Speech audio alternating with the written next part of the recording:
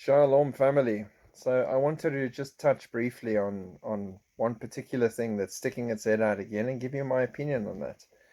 So if I go to Matthew and it tells me, I think it's chapter 24, verse 42, watch, you need to watch because you know not the day that your Lord comes, right? Watch. It's a command.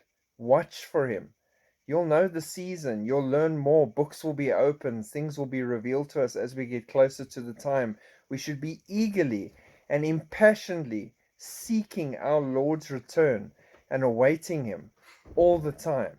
And that is what we should be doing. Now, I've gone to one or two big Watchman sites that I'm connected with as well. And the amount of hate they've gotten because they were also convinced that 2022 would be it. Right up until Nissan was 2022. If you look at the calendars and everything, the way our brother T.W.Tramm explained it as well.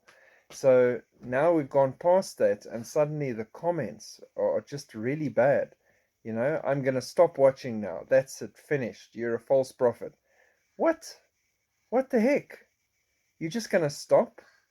We've taken you and we've shown you that this is a volcano and it's alive and there's lava coming out of the funnel. The lava is coming. You can feel the rumblings, you can see the smoke, everything. But because the lava never came in the week we expected it to come scientifically, you're just going to go build on the slopes of the volcano again and stop watching because you don't believe us. We're false prophets. And then a week or two after you finish building, boom, the lava comes out and the rocks smash your house. Now whose fault is it? You don't just chuck away so many billboards that God has blasting at us all the time, showing us that He's returning shortly and we should get our house in order. We should fill our lamps. We should be shining for Him and seeking His face and desiring holiness and righteousness and living for God. We should be focused on that. We don't just stop all that because the high watch date has gone past. No, we eagerly keep looking for the next one because we know He's at the door. They're making 7-year covenants and deals seem like everyday occurrences now. Why? Because the 7-year treatment, or not treatment, treaty is ahead. It's at the door. It's happening this year. It's here.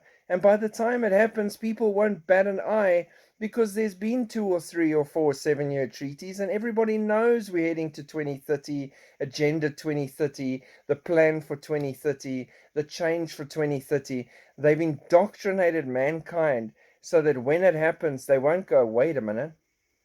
This was in that Bible thing, wasn't it? Revelations or something. No, they won't. They'll just go, oh, cool.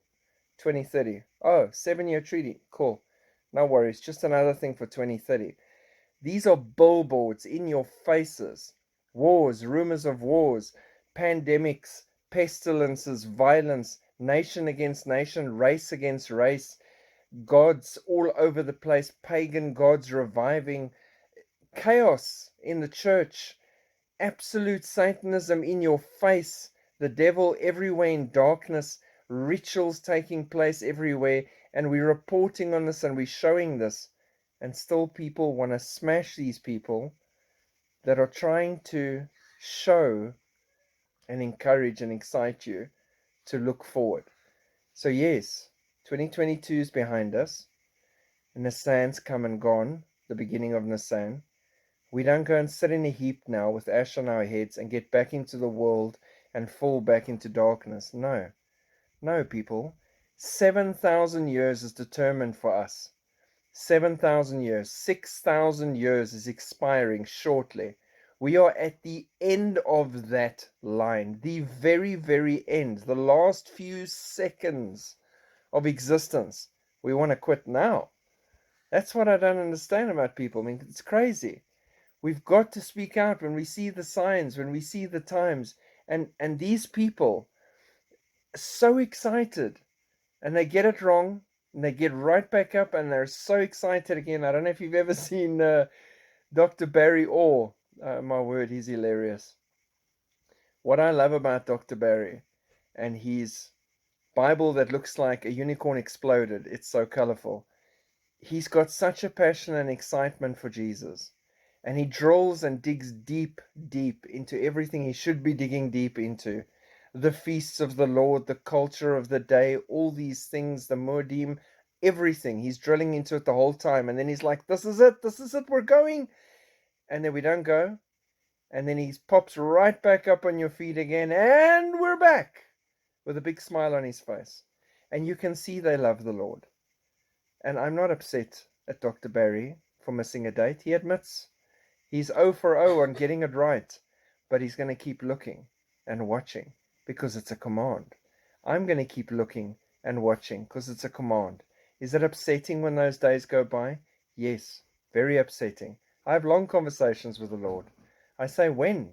How? Why? Which angel can I harass next? Because really, what the heck? Even I, who doesn't have much musical ability, could have blown the trumpet by now. Come on, people. How much more evil must there be before this trumpet's blown? We are at our wits' end. People are struggling to pay rent or finding a place to live. We're having vehicles repossessed. We're having financial issues. We're having sickness, disease, and death. We're having persecution. People are dying as martyrs for the Lord. How much more? If we wait much longer, will there be anyone around to collect? And we have these discussions with the Lord, and then the Lord just comes back and reassures us and says, you know what? 1 or 2 more days, how many more souls could have been reached and pulled in at the last second? You know, when you pull that net out of the Lake Kinneret, and it's bulging with fish, and we're saying, Lord, look, the net's full, let's go.